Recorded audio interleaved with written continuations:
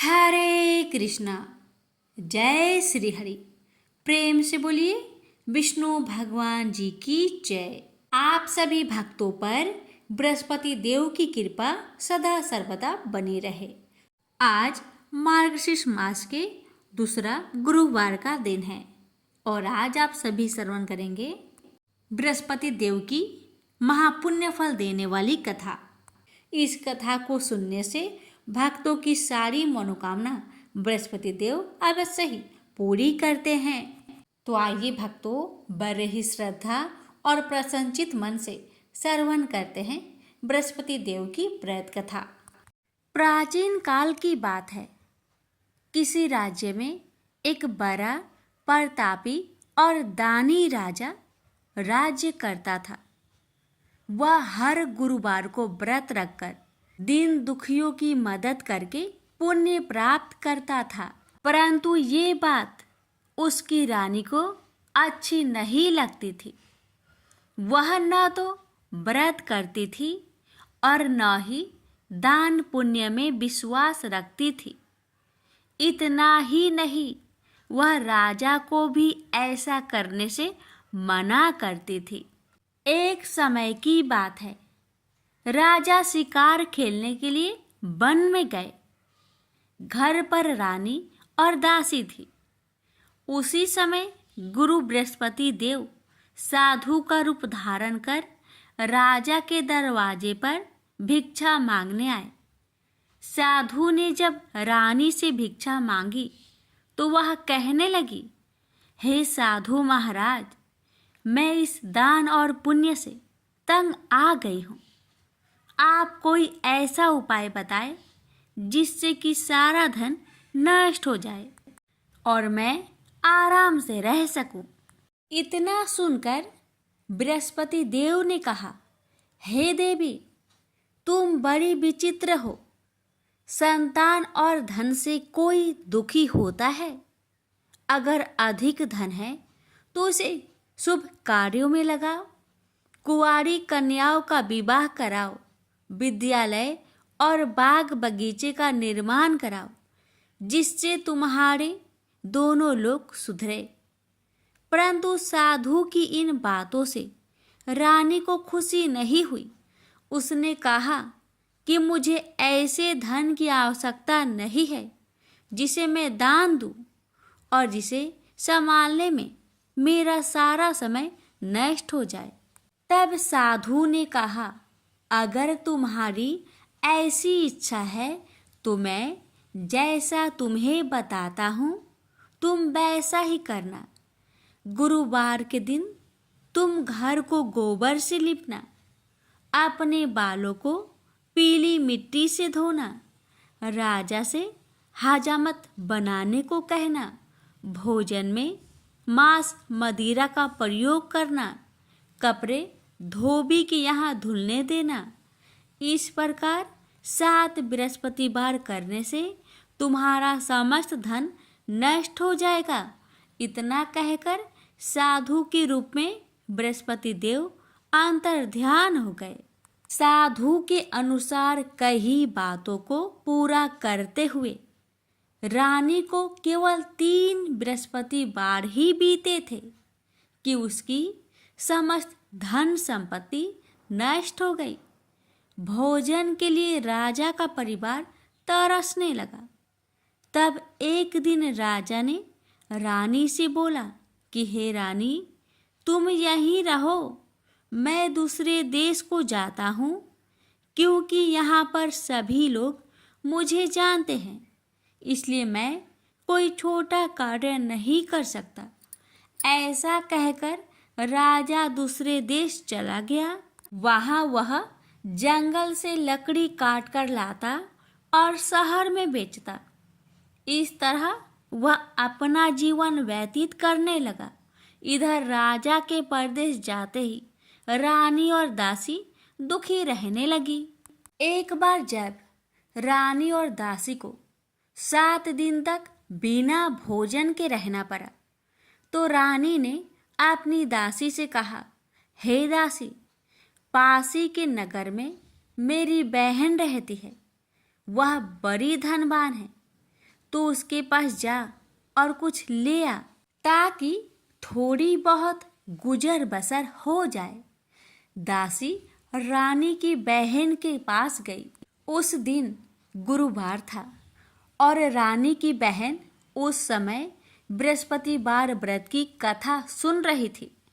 दासी ने रानी की बहन को अपनी रानी का संदेश दिया, लेकिन रानी की बड़ी बहन ने कोई उत्तर नहीं दिया। जब दासी को रानी की बहन से कोई उत्तर नहीं मिला तो वह बहुत दुखी हुई और उसे क्रोध भी आया। दासी ने वापस आकर रानी को सारी बात बता दी। ये सुनकर रानी ने अपने भाग्य को कोसा। उधर रानी की बहन ने सोचा कि मेरी बहन की दासी आई थी, परंतु मैं उससे नहीं बोली, इससे वह बहुत दुखी हुई होगी। कथा सुनकर और पूजा समाप्त करके वह अपनी बहन के घर आई और कहने लगी, हे बहन, मैं बृहस्पतिवार का व्रत कर रही थी। तुम्हारी दासी मेरे घर आई थी, परंतु जब तक कथा होती है तब तक ना तो उठते हैं और ना ही बोलते हैं, इसलिए मैं नहीं बोली। बताओ दासी, क्यों आई थी? रानी बोली, बहन, तुमसे क्या छिपाऊं? हमारे घर में खाने तक को अनाज नहीं था। ऐसा कहते कहते रानी की आंखें भर आई। उसने दासी समेत पिछले 7 दिनों से भूखे रहने तक की बात अपनी बहन को विस्तार पूर्वक सुना दी। रानी की बहन बोली, देखो बहन, भगवान बृहस्पति देव सबकी मनोकामना को पूर्ण करते हैं। देखो, शायद तुम्हारे घर में अनाज रखा हो। पहले तो रानी को विश्वास नहीं हुआ, पर बहन के आग्रह करने पर उसने अपनी दासी को अंदर भेजा तो उसे सचमुच अनाज से भरा एक घड़ा मिल गया। यह देखकर दासी को बड़ी हैरानी हुई। दासी रानी से कहने लगी, हे रानी, जब हमको भोजन नहीं मिलता तो हम व्रत ही तो करते हैं, इसलिए क्यों न इनसे व्रत और कथा की विधि पूछ ली जाए ताकि हम भी व्रत कर सके। तब रानी ने अपनी बहन से बृहस्पतिवार व्रत के बारे में पूछा। उसकी बहन ने बताया, बृहस्पतिवार के व्रत में चने की दाल और मुनक्का से विष्णु भगवान का केले के जड़ में पूजन करे तथा दीपक जलाए, व्रत कथा सुने और पीला भोजन ही करे। इससे बृहस्पति देव प्रसन्न होते हैं। व्रत और पूजन विधि बताकर रानी की बहन अपने घर लौट आई। 7 दिन के बाद जब गुरुवार आया तो रानी और दासी ने व्रत रखा। घुड़सार में जाकर चना और गुड़ लेकर आई। फिर उससे केले की जड़ तथा विष्णु भगवान का पूजन किया। अब पीला भोजन कहाँ से आए? इस बात को लेकर दोनों बहुत दुखी थे। चूंकि उन्होंने व्रत रखा था, इसलिए बृहस्पति देव उनसे प्रसन्न थे। इसलिए वे एक साधारण व्यक्ति का रूप धारण कर 2 थालों में सुंदर पीला भोजन दासी को दे गए। भोजन पाकर दासी प्रसन्न हुई और फिर रानी के साथ मिलकर भोजन ग्रहण किया। उसके बाद वे सभी गुरुवार को व्रत और पूजन करने लगी। बृहस्पति भगवान की कृपा से उनके पास फिर से धन संपत्ति आ गई, परंतु रानी फिर से पहले की तरह आलस्य करने लगी। तब दासी बोली, देखो रानी, तुम पहले भी इस प्रकार आलस्य करती थी। तुम्हें धन रखने में कष्ट होता था, इस कारण सभी धन नष्ट हो गया, और अब जब भगवान बृहस्पति की कृपा से धन मिला है तो तुम्हें फिर से आलस्य होता है। रानी को समझाते हुए दासी कहती है कि बड़ी मुसीबतों के बाद हमने यह धन पाया है, इसलिए हमें दान पुण्य करना चाहिए, भूखे मनुष्य को भोजन कराना चाहिए और धन को शुभ कार्य में खर्च करना चाहिए, जिससे तुम्हारे कुल का यश बढ़ेगा, स्वर्ग की प्राप्ति होगी और पितृ प्रसन्न होंगे। दासी की बात मानकर रानी अपना धन शुभ कार्य में खर्च करने लगी, जिससे पूरे नगर में उसका यश फैलने लगा। बृहस्पतिवार व्रत कथा के बाद श्रद्धा के साथ आरती की जानी चाहिए। इसके बाद प्रसाद बांटकर उसे ग्रहण करना चाहिए। एक दिन राजा दुखी होकर जंगल में एक पेड़ के नीचे आसन जमाकर बैठ गया। वह अपनी दशा को याद करके व्याकुल होने लगा। बृहस्पतिवार का दिन था। एकाएक उसने देखा कि निर्जन वन में एक साधु प्रकट हुए। वह साधु भेष में स्वयं बृहस्पति देवता थे। लकड़हारे के सामने आकर बोले, हे लकड़हारे, इस सुनसान जंगल में तू चिंता मग्न क्यों बैठा है? लकड़हारे ने दोनों हाथ जोड़कर प्रणाम किया और उत्तर दिया, महात्मा जी, आप सब कुछ जानते हैं, मैं क्या कहूँ? यह कहकर रोने लगा और साधु को अपनी आत्मकथा सुनाई। महात्मा जी ने कहा, तुम्हारी स्त्री ने बृहस्पति के दिन बृहस्पति भगवान का निरादर किया है, जिसके कारण रुष्ट होकर उन्होंने तुम्हारी यह दशा कर दी। अब तुम चिंता को दूर करके मेरे कहने पर चलो तो तुम्हारे सब कष्ट दूर हो जाएंगे और भगवान पहले से भी अधिक संपत्ति देंगे।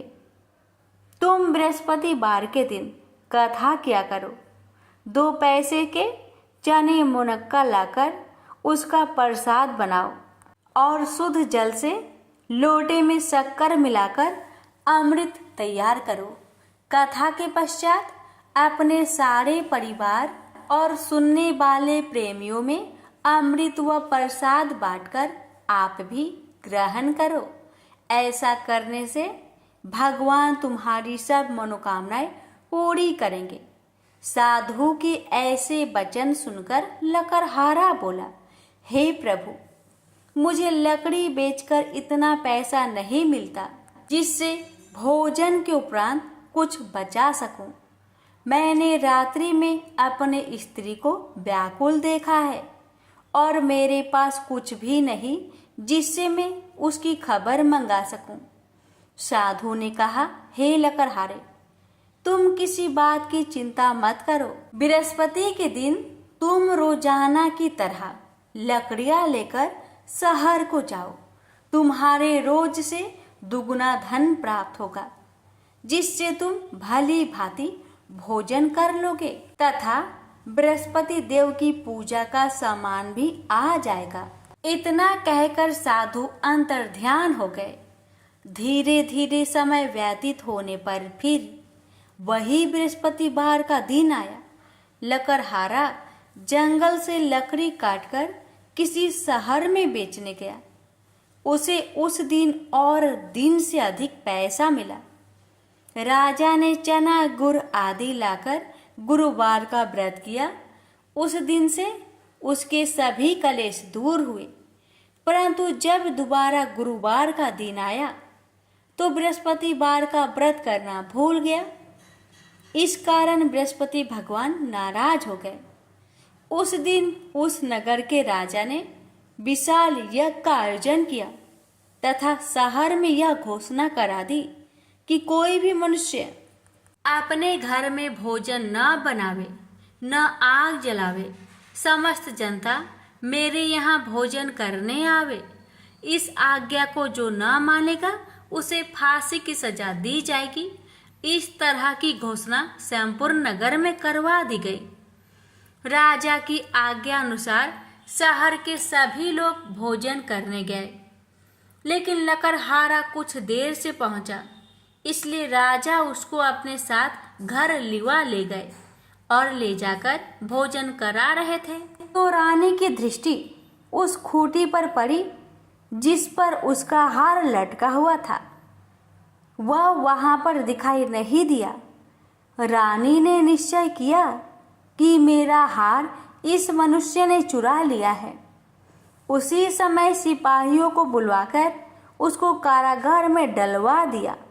जब लकड़हारा कारागार में पड़ गया और बहुत दुखी होकर विचार करने लगा कि ना जाने कौन से पूर्व जन्म के कर्म से मुझे यह दुख प्राप्त हुआ है, और उसी साधु को याद करने लगा जो कि जंगल में मिला था। उसी समय तत्काल बृहस्पति देव साधु के रूप में प्रकट हुए और उसकी दशा को देखकर कहने लगे, अरे मूर्ख, तूने बृहस्पति देव की कथा नहीं करी, इस कारण तुझे दुख प्राप्त हुआ है। अब चिंता मत कर। बृहस्पतिवार के दिन कारागार के दरवाजे पर 4 पैसे पड़े मिलेंगे।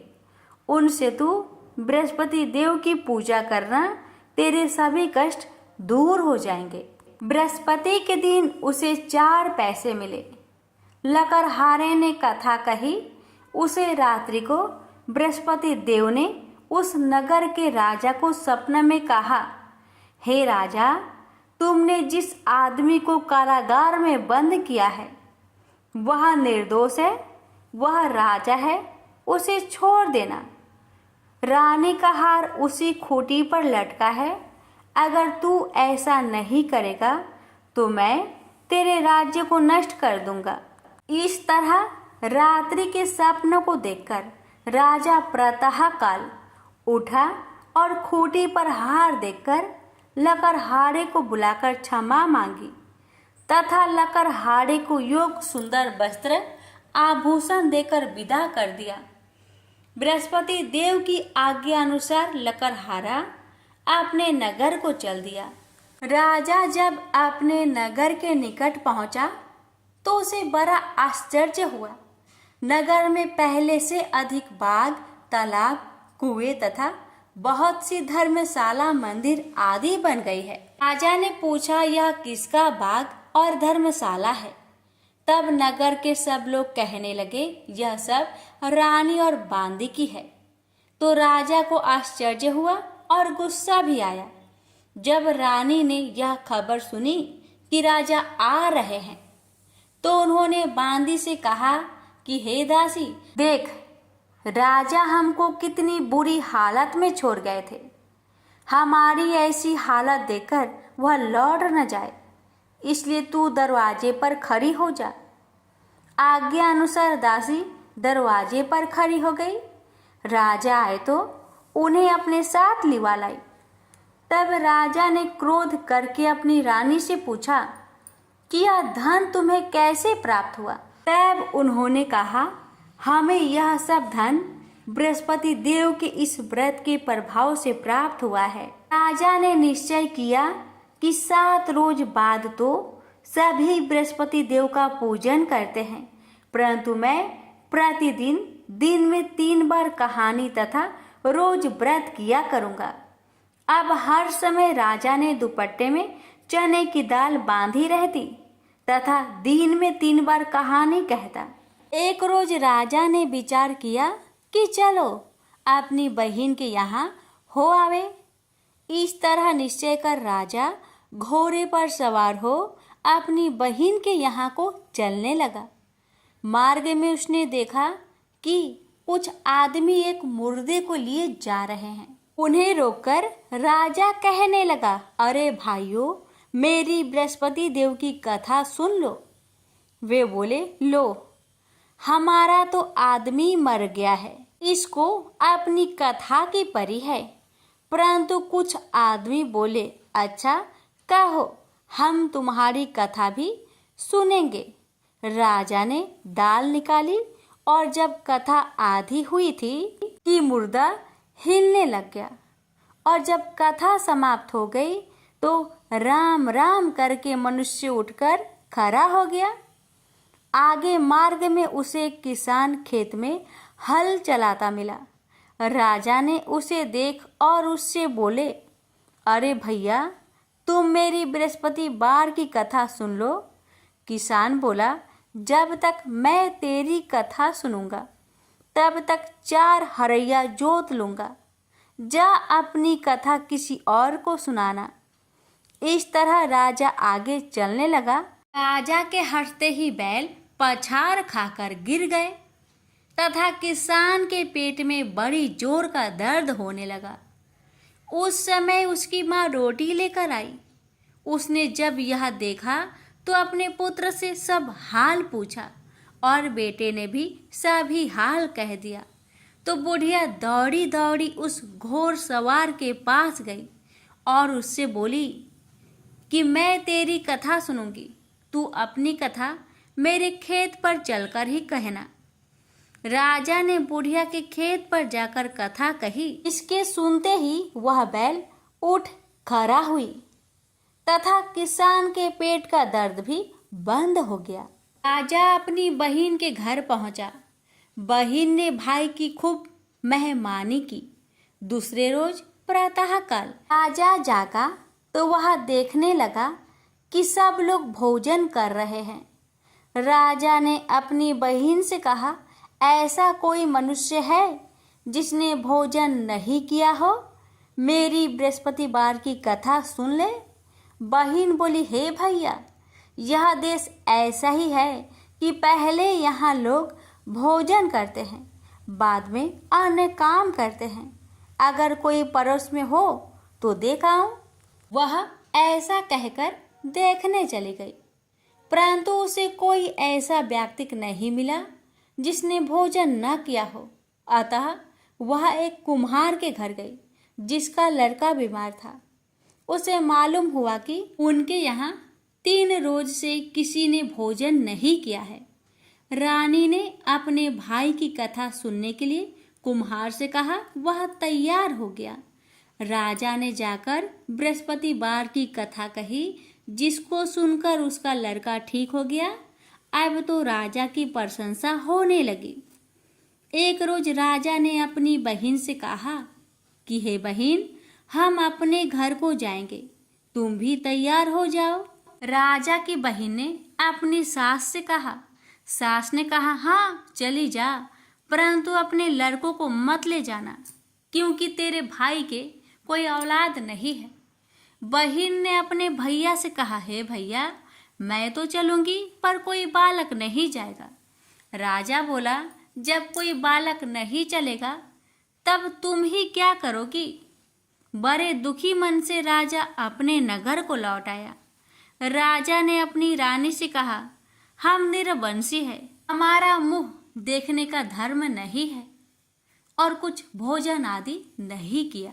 रानी बोली, हे प्रभु, बृहस्पति देव ने हमें सब कुछ दिया है, वह हमें औलाद अवश्य देंगे। उसी रात को बृहस्पति देव ने राजा से सपने में कहा, हे राजा उठ, सभी सोच त्याग दे, तेरी रानी गर्भ से है। राजा को यह बात सुनकर बड़ी खुशी हुई। 9वें महीने में उसके गर्भ से एक सुंदर पुत्र पैदा हुआ। तब राजा बोला, हे रानी, स्त्री बिना भोजन के रह सकती है, पर बिना कहे नहीं रह सकती। जब मेरी बहन आवे तुम उससे कुछ मत कहना। रानी ने सुनकर हाँ कर दिया। जब राजा की बहन ने यह शुभ समाचार सुना तो वह बहुत खुश हुई तथा बधाई लेकर अपने भाई के यहाँ आई। तभी रानी ने कहा, घोड़ा चढ़कर तो नहीं आई, गधा चढ़ी आई। राजा की बहन बोली, भाभी, मैं इस प्रकार न कहती तो तुम्हें औलाद कैसे मिलती? बृहस्पति देव ऐसे ही हैं, जैसी जिसके मन में कामनाएं हैं सभी को पूर्ण करते हैं। जो सदा भावना पूर्वक बृहस्पतिवार का व्रत करता है एवं कथा पढ़ता अथवा सुनता है, दूसरों को सुनाता है, बृहस्पति देव उसकी सभी मनोकामना पूर्ण करते हैं। तो प्रेम से बोलिए, बृहस्पति भगवान की जय हो। अब आइए श्रवण करें विष्णु सहस्त्रनाम पाठ। विष्णु सहस्त्रनाम का पाठ पढ़ने अथवा सुनने से समस्त मनोकामना पूर्ण हो जाती है। घर में धन्य धान्य सुख संपदा बनी रहती है। यदि आप विष्णु सहस्त्रनाम स्रोत यानी श्री हरि के 1000 नामों और उनकी महिमा को पढ़ने में असमर्थ है तो मात्र एक श्लोक से ही इस पाठ का पुण्य प्राप्त किया जा सकता है। वो श्लोक इस प्रकार है। श्री राम रामेति रामेति रमे रामे मनोरमे सहस्त्र नाम तन्तुल्यम राम नाम वरानने। शिव जी माता पार्वती से कहते हैं कि श्री राम नाम के मुख में विराजमान होने से राम राम इसी 12 अक्षर नाम का जप करो। हे पार्वती, मैं भी इन्हीं मनोरम राम में रमता हूँ। यह राम नाम विष्णु जी के सहस्त्र नाम के तुल्य है। भगवान राम के राम नाम को विष्णु सहस्त्र नाम के तुल्य कहा गया है। इस मंत्र को श्री राम तारक मंत्र भी कहा जाता है और इसका जाप संपूर्ण विष्णु सहस्त्र नाम या भगवान विष्णु के 1000 नामों के जाप के समतुल्य है। यह मंत्र श्री राम रक्षा स्त्रोतम के नाम से भी जाना जाता है। एक बार देवों के देव महादेव जी ने माता पार्वती जी से अपने साथ भोजन करने का अनुरोध किया तो भगवती ने यह कहकर टाल दिया कि वे अभी विष्णु सहस्त्र नाम का पाठ कर रही है, इसमें कुछ देर लगेगी, तब तक आप प्रतीक्षा करें। भगवान शंकर ने जब पुनः पार्वती जी को बुलाया तब भी पार्वती जी ने यही उत्तर दिया कि वे विष्णु सहस्त्र नाम के पाठ के पूर्ण होने के बाद ही आ सकेगी। शिव जी को उस समय बड़ी जल्दी थी, भूख लग रही थी और भोजन ठंडा हो रहा था। ऐसे में भूत भावन भगवान शिव जी ने कहा, हे पार्वती, राम राम कहो। एक बार राम कहने से विष्णु सहस्त्र नाम का संपूर्ण फल मिल जाता है, क्योंकि श्री राम नाम ही विष्णु सहस्त्र नाम के तुल्य है। इस प्रकार शिव जी के मुख से इस 2 अक्षर के नाम राम का विष्णु सहस्त्र नाम के समान जप सुनकर माँ पार्वती अभिभूत हो गई और उन्होंने भी तब राम इस दिव्य अक्षर नाम का जप करके प्रसन्न होकर शिव जी के साथ भोजन किया। प्रेम से बोलिए सिया रामचंद्र की जय। हर हर महादेव, माता पार्वती की जय, लक्ष्मी नारायण की जय। श्रवण करें बृहस्पतिवार व्रत की आरती। जय बृहस्पति देवा, ओम जय बृहस्पति देवा, छिन छिन भोग लगाऊं कदली फल मेवा। ओम जय बृहस्पति देवा, जय बृहस्पति देवा, तुम पूर्ण परमात्मा, तुम अंतर्यामी, जगत पिता जगदीश्वर, तुम सबके स्वामी। ओम जय बृहस्पति देवा, जय बृहस्पति देवा, चरणामृत निज निर्मल, सब पातक हरता, सकल मनोरथ दायक, कृपा करो भरता। ओम जय बृहस्पति देवा, जय बृहस्पति देवा, तन मन धन अर्पण कर जो जन शरण परे, प्रभु प्रकट तब होकर आकर द्वार खरे। ओम जय बृहस्पति देवा, जय बृहस्पति देवा, दीन दयाल दयानिधि, भक्तन हितकारी, पाप दोष सब हरता, भव बंधन हारी। ओम जय बृहस्पति देवा, जय बृहस्पति देवा, सकल मनोरथे दायके, सब संचय हारो, विषय विकार मिटाओ, संतन सुखकारी। ओम जय बृहस्पति देवा, जय बृहस्पति देवा, जो कोई आरती तेरी प्रेम सहित गावे, जेठानंद आनंद कर सो निश्चय पावे। ओम जय बृहस्पति देवा, जय बृहस्पति देवा, प्रेम से बोलिए बृहस्पति भगवान की जय।